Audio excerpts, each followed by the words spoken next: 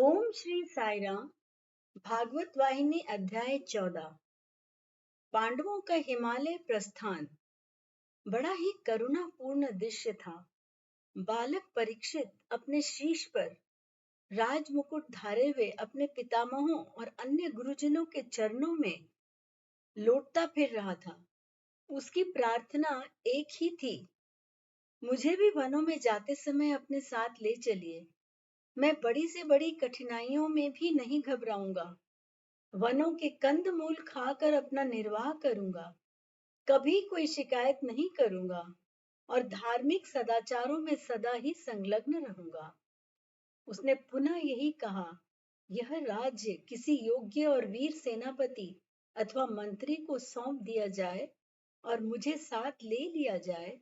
मैं बीहड़ वनों में अपने बड़ों की सेवा करूंगा और अपने जीवन को धन्य बनाऊंगा। उस विशाल कक्ष में जितने भी थे, सभी के नेत्रों से अश्रु बह रहे थे। सभी द्रवित हो उठे। ऐसा कौन पाषाण हृदय रहा जो न पिघल उठा हो, जो न रो उठा हो। उस बालक की, भारत के भावी सम्राट की बाल सुलभ परंतु समयोचित और विवेकपूर्ण बातें ही कुछ ऐसी थीं। धर्मराज युधिष्ठिर ने बहुत धीरज से काम लिया। उन्होंने परीक्षित को उठाकर अपनी गोद में बिठा लिया। धीर गंभीर वाणी में उन्होंने अपने वंशज, अपने लाडले बच्चे के कान में कहा, प्रिय बेटे, इतने दुर्बल हृदय मत सिद्ध हो। तुम प्रसिद्ध भरत वंश में उत्पन्न हुए महान पुरुष हो। क्या सिंहों के परिवार में कभी भेड़ भी उत्पन्न हुआ करती हैं? तुम्हारे माता पिता और पितामह सभी तो धीर और वीर योद्धा रहे। उनका साहस अपने में अपना उदाहरण स्वयं ही था। सत्य के मार्ग का अनुसरण जैसा उन्होंने किया, वह सदा ही अनुकरणीय रहेगा। संसार उनके इन गुणों के लिए सदा ही उनका स्मरण करेगा। इसलिए यह उचित नहीं है कि तुम इस प्रकार अश्रुपात करो। आज से ये विद्वान ब्राह्मण ही तुम्हारे पितामह होंगे। आज से यही तुम्हारे माता पिता होंगे। इनके परामर्श पर ही राज्य का परिचालन करो। कुछ ऐसा कर जाओ कि तुम्हारा यश और नाम इस भारत भू पर सदा के लिए अमर हो जाए। इस हमारे गमन के लिए दुख करना बंद कर दो। इन सब परामर्शों के पश्चात भी बालक अपने प्यार भरी हठ पर तुला हुआ था। वह कहने लगा, बाबा, मैं छोटा हूँ, अपनी बातों से आपको संतुष्ट नहीं कर पा रहा हूँ। मैं जानता हूँ बाबा कि आपको तर्कपूर्ण उत्तर देना मेरे वश का नहीं है, लेकिन मेरी बात तो सुनिए। देखिए, जब मैं पैदा भी नहीं हुआ था, तभी मैंने अपने पिता को खो दिया था। मेरा दुर्भाग्य तो देखिए बाबा कि मैंने अपने माता पिता के दर्शन ही नहीं किए। आपने ही तो मुझे बेटे की तरह पाला पोसा है। जो स्नेह मुझे अपने पिता से, यदि वे जीवित होते, मिलता, वह आपसे ही तो प्राप्त हुआ है। और अब जब इस समय मेरी आयु अपने साथियों के साथ खेलकूद में बिताने के योग्य है, आप मेरे सिर पर यह राज्य का भार रख कर जाने लगे हैं। क्या ये न्यायोचित है? मुझे अकेले छोड़ने से तो अच्छा है कि आप इस तरह दुख से सागर में डूबने के लिए अकेला न छोड़कर मेरा शीश ही अपनी तलवार से काट दीजिए। बाबा, मैंने आपको क्या कष्ट दिया है?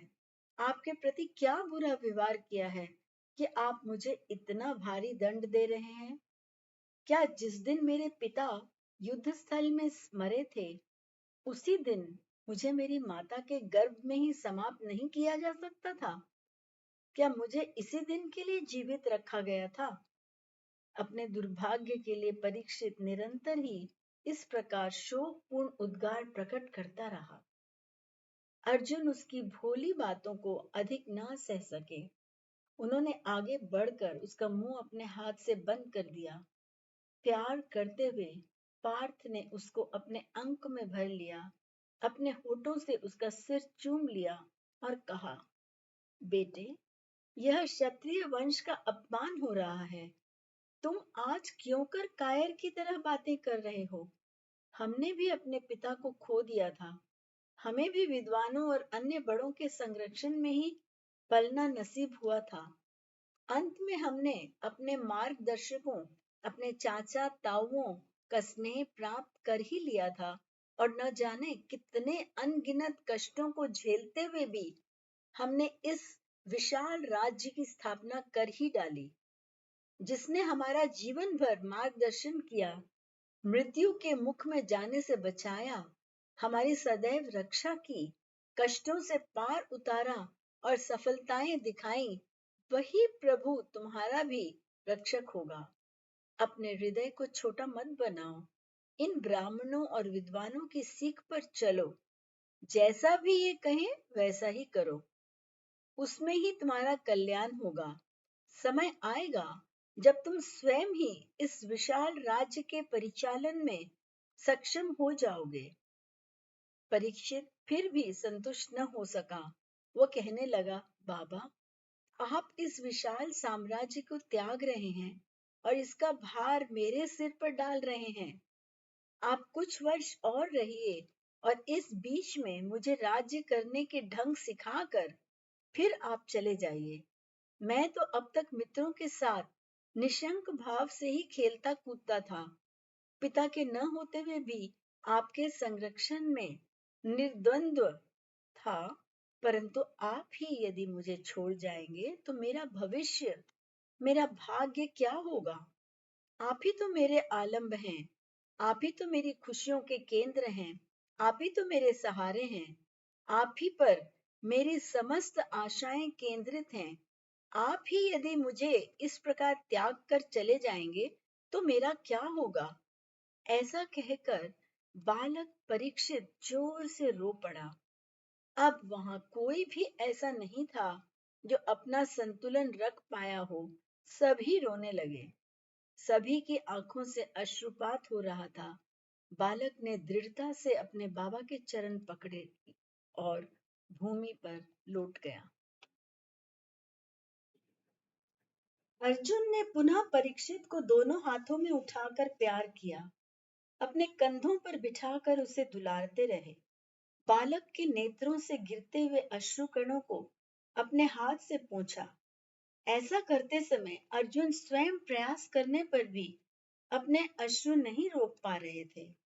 अर्जुन ने ब्राह्मणों की ओर मुड़ते हुए कहा, आप लोग क्यों चुप हैं? आप इस बालक को क्यों नहीं समझा रहे?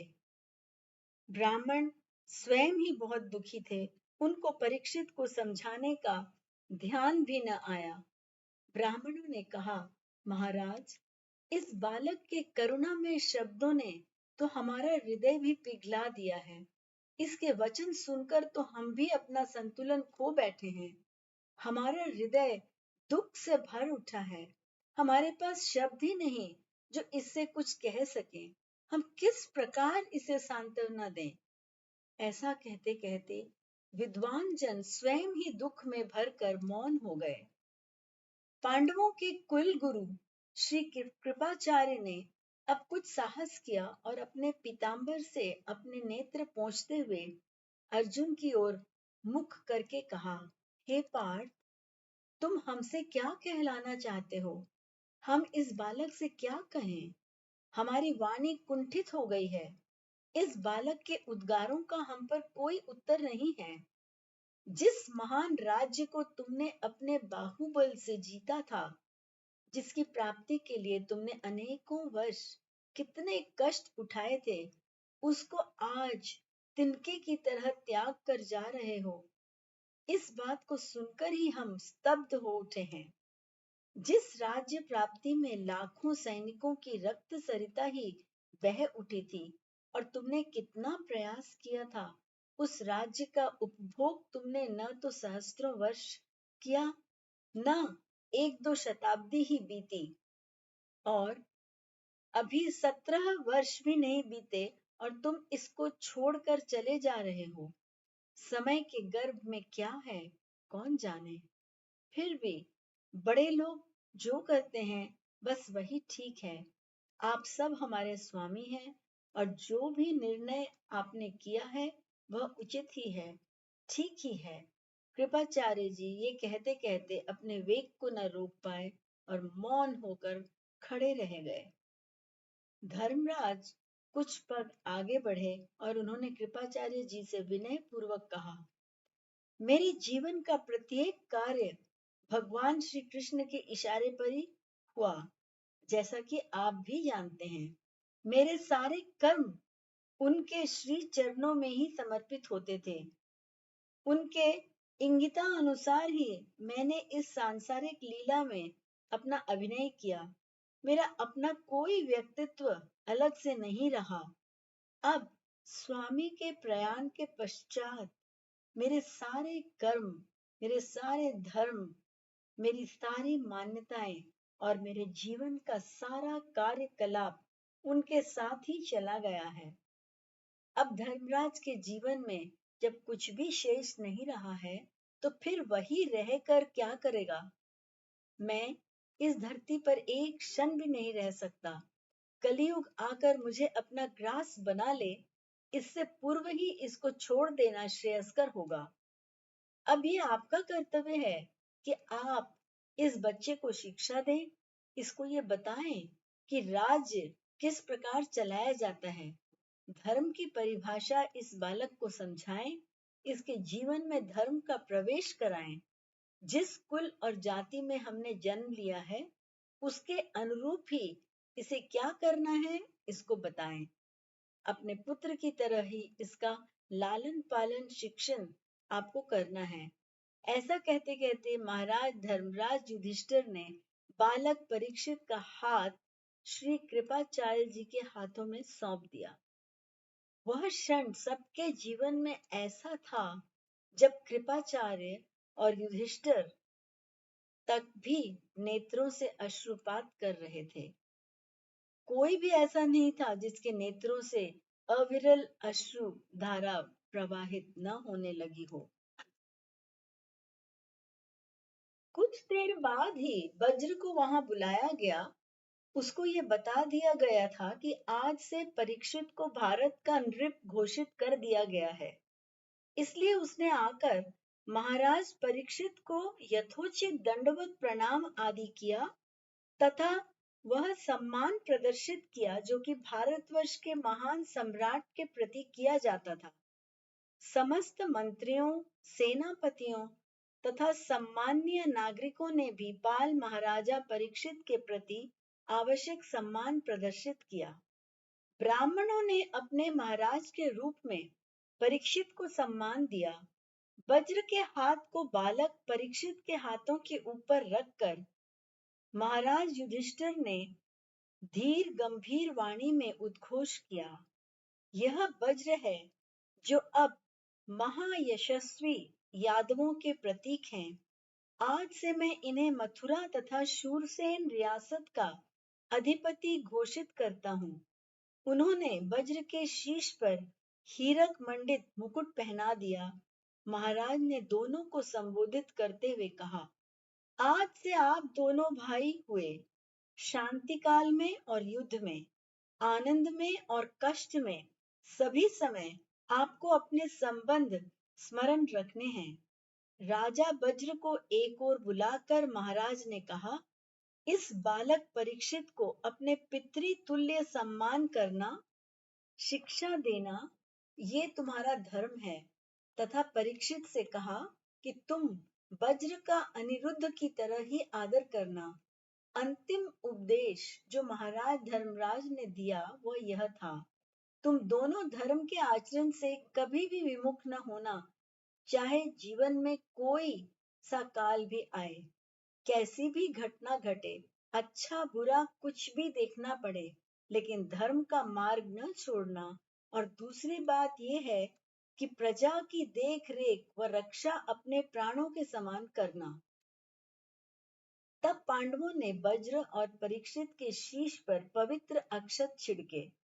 ब्राह्मणों ने समयानुकूल मंत्रों का उच्चारण किया। शुभ वाद्य यंत्रों और मृदंगों का वादन हुआ। नेत्रों में जल भरे वज्र और परीक्षित ने महाराजा युधिष्ठिर, अन्य पांडवों तथा महर्षियों आदि के चरण स्पर्श किए।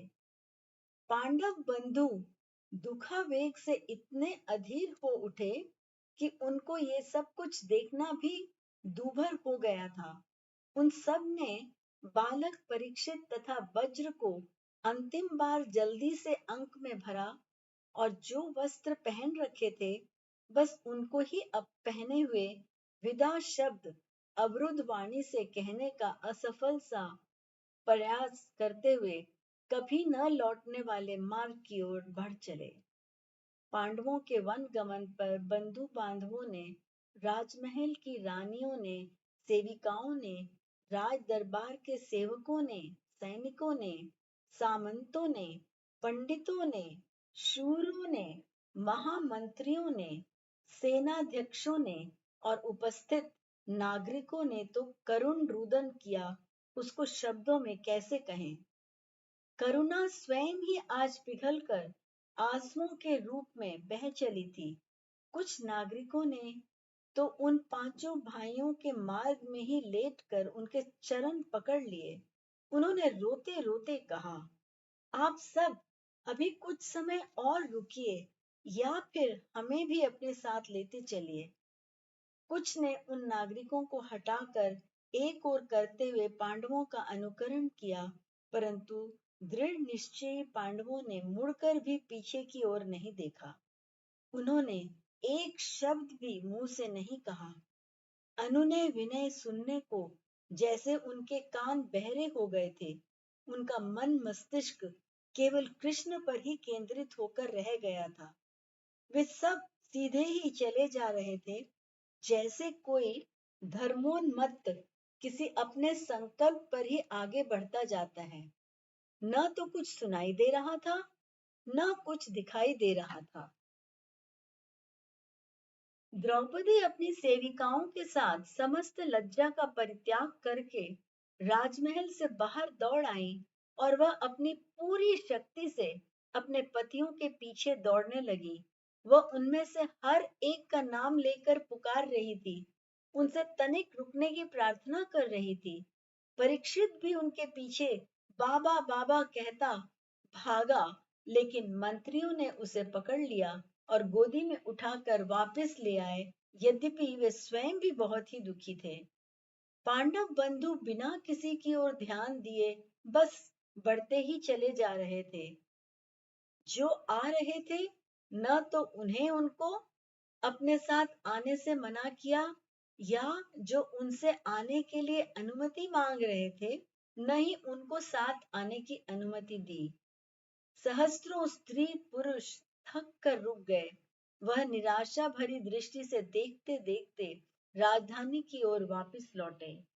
राजमहल में रहने वाली रानियां, जिन्होंने कभी भी धूप व कष्ट सहन नहीं किया था, जल्दी ही थक कर सड़क पर बेहोश होकर गिर पड़ी। शोक संतप्त सेविकाएं उनकी सेवा में संलग्न हो गईं।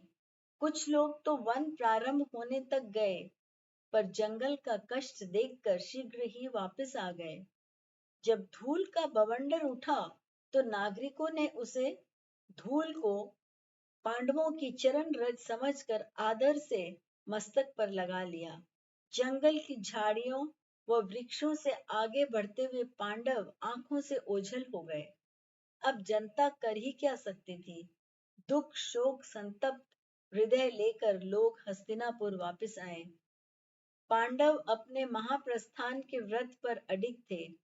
प्रण के अंतर्गत यह आवश्यक है कि इस प्रकार प्रण धारण करने वाले को न तो मार्ग में ही कहीं रुकना चाहिए, न ही उसको कहीं कुछ खाना या पीना चाहिए, और बस जीवन के अंत होने तक, अपने अंतिम श्वास तक निरंतर उत्तर को चलते ही चले जाना चाहिए, जब तक कि गिरकर मर न जाए। वे पांचों भाई इसी व्रत के अनुसार उत्तर दिशा की ओर निरंतर पग बढ़ाते चले जा रहे थे। जय साई राम।